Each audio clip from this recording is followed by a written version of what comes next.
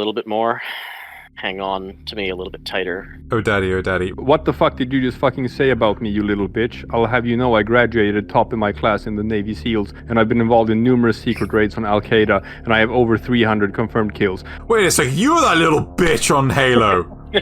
I will say this, though. The Gun Devil was born in Texas.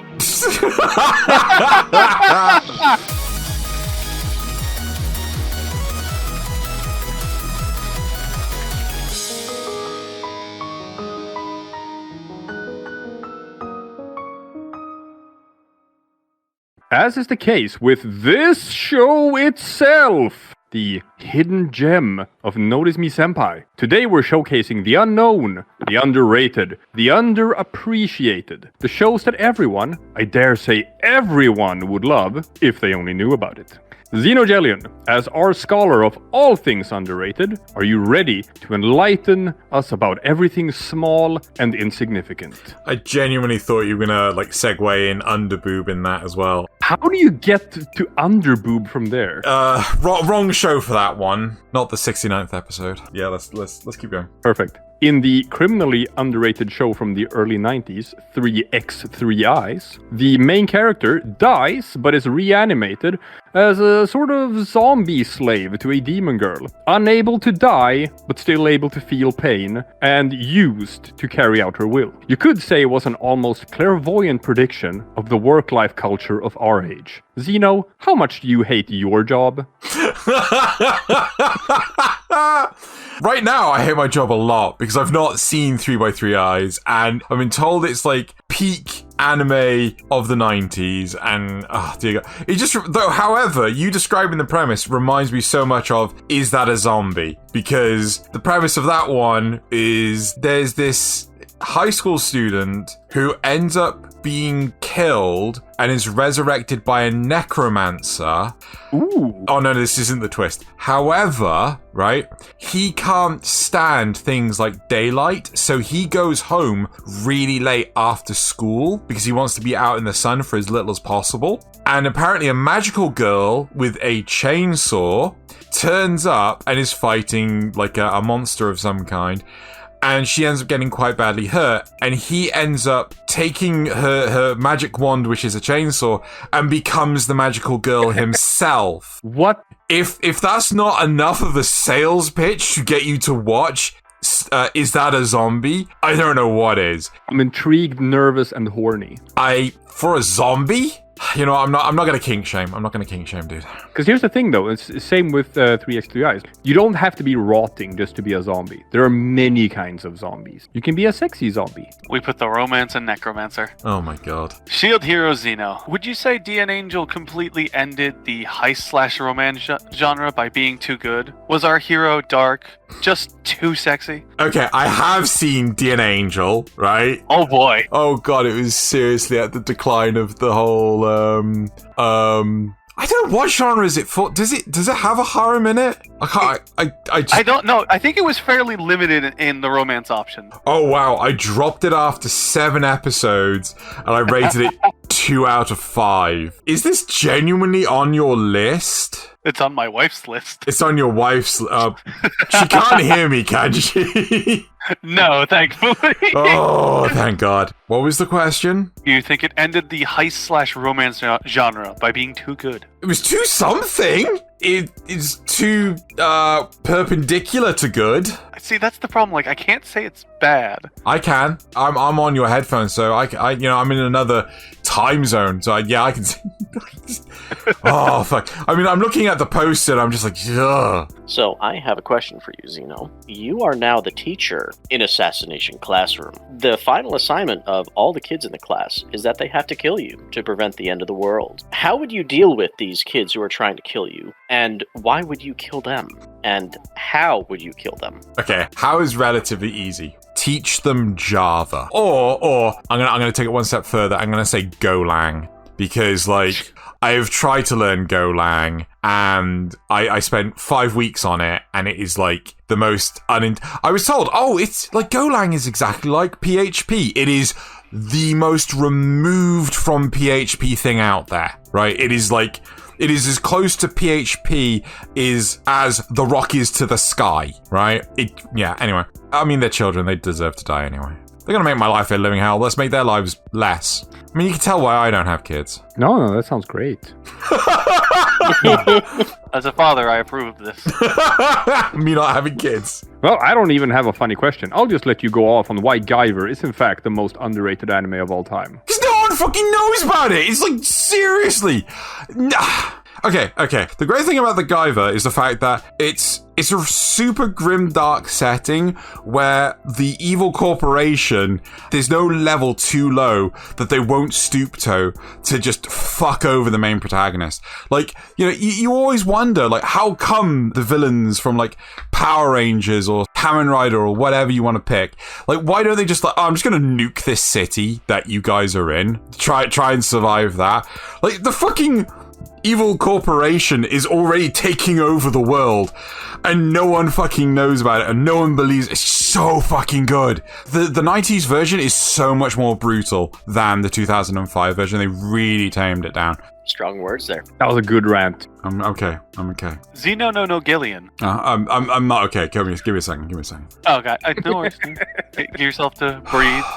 Okay, I'm okay. Xenogelion. What anime was hyped to hell but still didn't get enough hype, in your opinion? Okay, so Cyberpunk Edgerunner, I think, deserves more hype. I don't know how hyped that already was. I'd say it's up there. Comey Can't Communicate got a lot of hype, and again was fucking excellent, needs more hype. I feel like there was a lot of hype behind My Dress Up Darling, needs more hype. I'd always say, like, FMA Brotherhood. FMA Brotherhood is just so fucking good, and, like, I always feel like there's so many people out there that have not seen it that need to fucking see it if they haven't seen it. Probably also, is it wrong to try and pick up girls in a dungeon? That's just like such a wholesome, like the name is like dodgy as hell, but the show is so wholesome and it's like a proper fantasy setting and everything. I'm gonna say Edgerunner. It's gotta be Cyberpunk Edgerunner. It's so fucking good. I watched it like 3 times just after it came out. It was just, jeez. I wanna watch it again now. Blue Submarine number 6. Oh god. With the rising temperatures and melting of the polar ice caps, Earth has plenty of problems, but apparently not enough. Is a bleak look at what happens when genetic manipulation and climate change are taken to extremes. Despite this flooded, dying world, a token anime bad boy somehow manages to find love in the unlikeliest of places. A fish. Yes? Who is your perfect anime waifu, and why is it the fish girl from Blue Submarine number 6? I mean, to be fair, I'd rather the blue fish girl from Blue Submarine 6 than fucking Ponyo from the Cliffside, which is, weirdly enough, the same fucking story. Oh god, there's so much of that character I can't remember. She likes to bite. That's always a plus. It depends where, though. If we're talking about the special zone, then See, that's where I thought the question was gonna go. It was like, Xeno, mermaid or reverse mermaid? Oh god, no. Oh, no. I mean, that just reminds me of Futurama, where Fry just goes like, why can't it be the other kind of mermaid? With the fish part on top and which got the woman part on the bottom. Man, this is such a hard question. Yes, it is quite clearly the fish girl because she's nice, she's wholesome, she's a pretty girl, and if I ever get hungry, she'll bring me some salmon, even though they're freshwater fish and, you know. Yeah, the problem is that in Blue Submarine number 6, I'm pretty sure those salmon would be sentient, and they would want to kill you. Worth it. I've got something very important to tell you. It's... Well, look, while I've got you, let me just remind you to make sure you hit the like button and turn on notifications, because maybe YouTube will actually use those. Speaking of YouTube, with ad support being what it is, if you'd like to see the show improve even more, consider heading over to patreon.com/Xenogelion. And if you like listening to Xeno rant about anime, head over to youtube.com/Compicast to find out what harem anime he's watching now. Oh yeah, I remember now. While you're watching, make sure you keep an eye out for the golden... Darker Than Black proved that you don't need to have a coherent plot, so long as everything about the show... Oh god, it really did it? So long as everything about the show is draped in a veneer of coolness. Can you come up with your own show that's really stupid, but gets away with it because it's also, like, super cool? Okay. There's no way it's going to be an original. It's just impossible, right? Because every plot's been done. So I'm going to give it a modern day setting. I'm going to say there's been a solar flare which has caused an EMP to knock out a lot of the world's like electrical grid, but it's weirdly enough just given certain members of the public like superpowers. But those people with superpowers, they've gone like wildly out of control because they think they can do anything. So a lot of today's society is very mechanical based rather than electronic based. So things like guns and a lot of factories and things, they all still function, but they've had to bypass some electronics. Cars and things, on the other hand, they've had to jerry-rig some ways of getting around like the electronics and stuff. So we're going steampunk. I like that. That's cool, but now it has to get stupid. Right, okay. But our main protagonist, they knew that one day, like, Earth was going to get hit by this EMP from the sun. It was going to happen at some point, no matter what. And they erected a Faraday cage in their otaku basement, which was used to isolate them from the natural disaster. I call it natural, but you know. And effectively, they have all this weeb culture shit. And they end up creating a secret society deep underground, basically basement level, where like otaku can live and survive and things. So like, you know, they've got diesel generators or petrol generators, whatever you want to call it. Steam generators, there you go, steam powered generators, and they're the secret electric society. They keep Akihabara going and things, but deep underground, that, you know, to protect themselves from any future EMPs that no matter how unlikely they are to happen. And it's all about weeb culture. So like, you know, they're secretly watching anime and shit, but no new anime is being produced. It's called Basement Dwellers. Yeah! So you got all this cool super shit going up above ground, and then you got these normie weeby neats that are just underground watching anime while all that shit's going on. That time I got reincarnated as a Xeno. What glorified toy ad is still somehow a good watch? First off, it's Japanese. Second, it's not a toy advert, it's a game console advert. It was the PlayStation advert that was just streamed in the West. This advert was so iconic as I am a Wolfman, I have a rocket made out of pure carbon. I am the Wolfman. Homo Wolfus! My rocket is made from pure carbon and smashes through planets.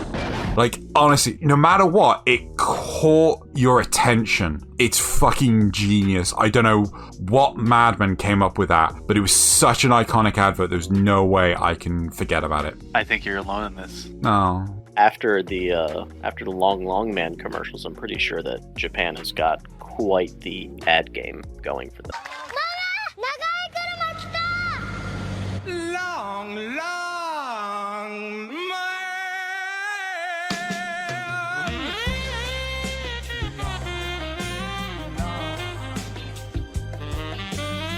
Oh yeah. Anyway, for my third question, Paprika, what is it? What happened? And why is it one of the spiciest underrated anime films of all time? I was hoping you were going to stop it like, why is it so spicy? Because it's the spice. It is incredible. It's to be honest, to me, Paprika is so good. Like, I remember distinctly, this is Paranoia Agent done right. I like Paranoia Agent a lot, but I feel Paranoia Agent drags on a bit too much. Okay, yes, we get the plot. Can we please move the fuck on? Whereas Paprika, they had the budget of a movie, so like they're able to do all sorts of weird, wonderful, amazing animation. And it is such an amazing head trip that's come out of Japan. It is so... yeah, it's just fucking brilliant. I don't know what more to add to that without massively spoiling it. Also, it's really good for putting on, like, chicken. This was our example of, you know, Inception before Inception. Yeah. I mean, everyone remembers the hand scene of it, though. Yeah. It's absolutely brilliant. And no, you watch it, you're like, wow, that was so good. What happened? Yeah, no one remembers. Wow, I don't think I've ever gotten us. I don't think we've ever derailed this hard. You're just making me hungry now.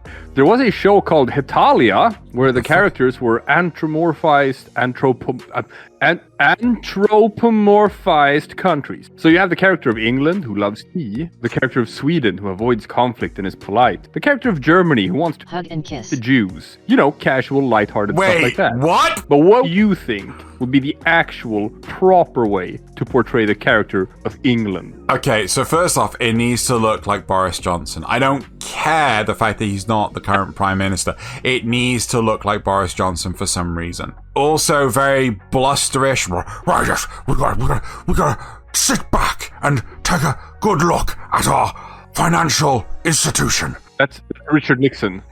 After meeting with top voodoo economists, I have decided to refund our silk surplus to you, the taxpayers. That's right. I've sent you each 300 buckaroos in the form of a Tricky Dick fund bill. Knock yourselves out! Well, I mean, that's the best Boris Johnson I can do. Yeah, so, he doesn't say a whole lot, just talks inane shit, and promises how our healthcare is amazing, and just basically every other country, like the character, just turns to them, starts talking to them. It's just like, I know I just spent the last 30 minutes with you, but I have no idea what the fuck you've said this entire time. Oh, and also constantly serving tea to people. And whenever he meets an American, he shoves like bourbons and hobnobs and, digestive biscuits down its throat. So as soon as it meets America, just like, no, these are real biscuits. Eat these biscuits. Fight me. I will. I will fight you with biscuits. And then you were like, oh my god, these are the true salvation. No, I like your cookies. They're fine. They're not cookies, they're biscuits! Wait a second. Actually, fuck it. You know the whole idea that you asked me about, like, point out a show, like, come up with a show idea? Right, it's about the English and the Americans having a war over biscuits. That's what the new show idea. Brilliant show idea. Massive explosion of amazing concept and stupidity at the same time. Called Biscuit Wars. Xeno, why should every dub hater watch Ghost Stories?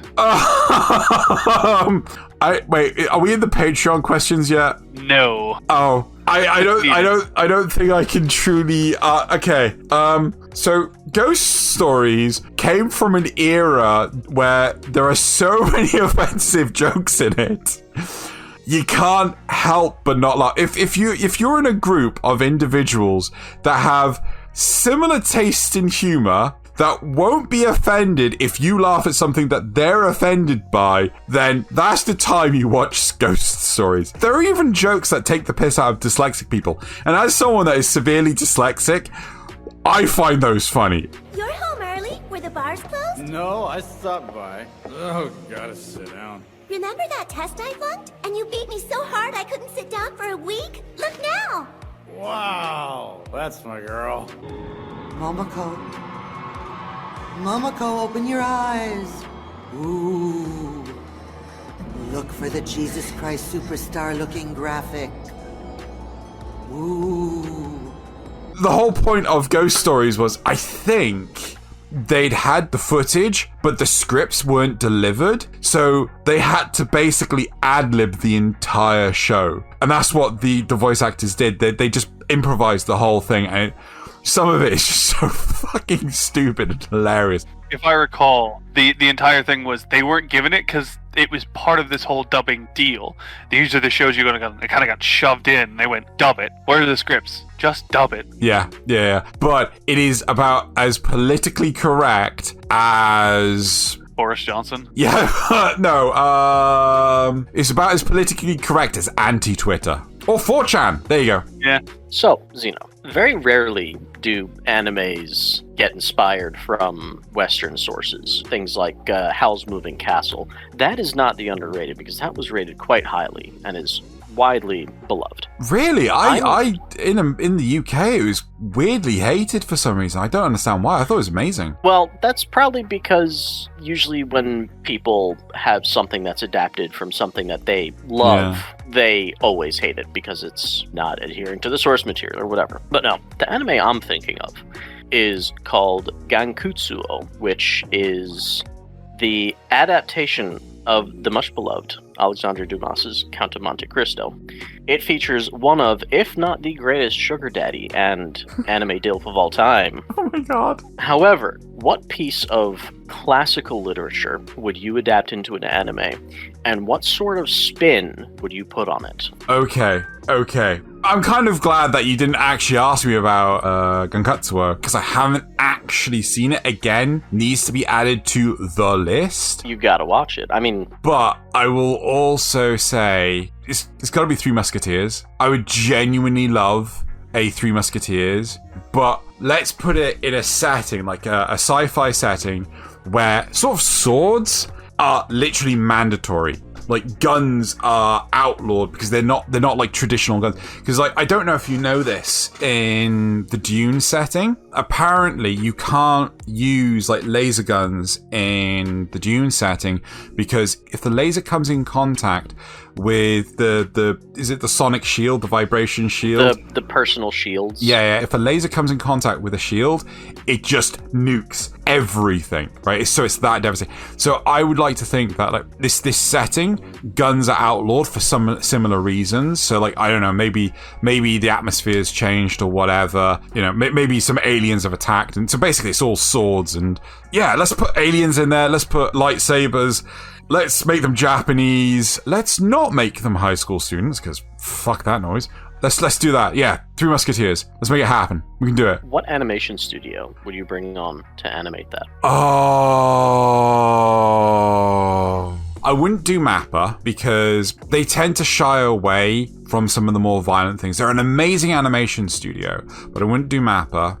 Trigger is a high possibility. They're amazing. Wit, they're too busy doing Attack on Titan Final Season Part 3 Final version 2. Madhouse, you know, if it's a one-off thing, I do Madhouse because they are the top dogs when it comes to animation, but they'll only ever do one season. That's who I would pick. When you were describing, I was envisioning something like the team that did the Castlevania animation. Studio Mia. Yeah.